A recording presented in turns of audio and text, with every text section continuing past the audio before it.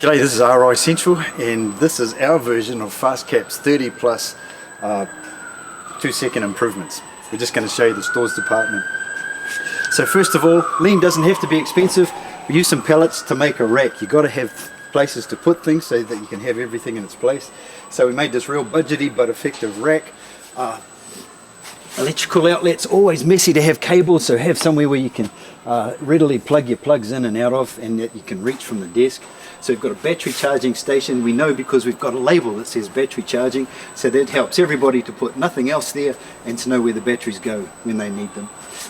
Carrying on, likewise we've got labels for different bits and pieces. Current projects, when you're in the middle of a lean thing, you also have other jobs to do, so instead of just leaving them scattered on the bench, have a place to put your current projects that you can come back to when you pick it up again. We've got little lists, the tool wish list, so if we need to get anything that we don't have, we put it up there, and as somebody goes shopping they'll pick them up.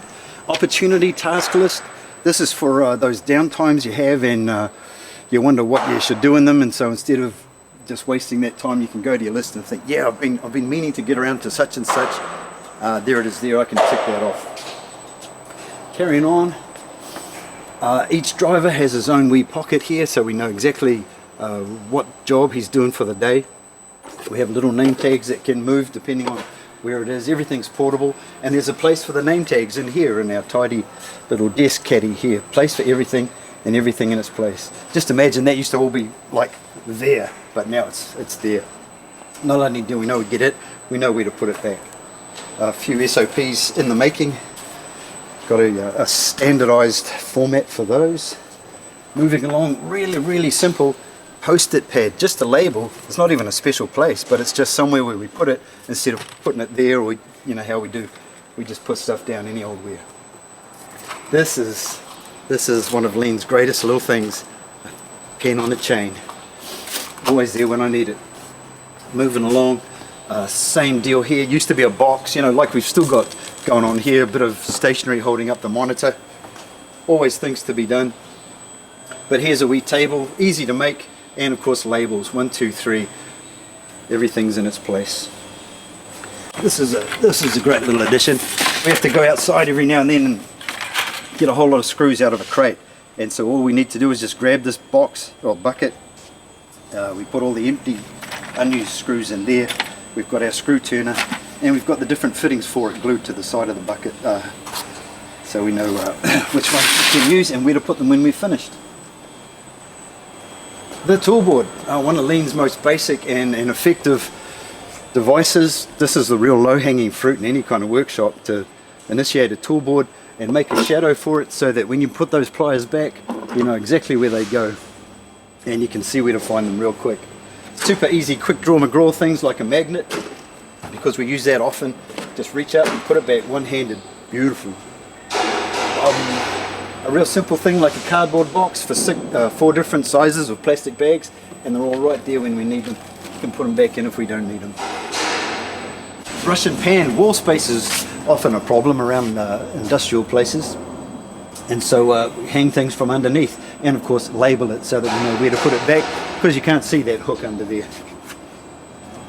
Working our way up this ladder, we're always tripping over this, so get it off the ground and have a place for it.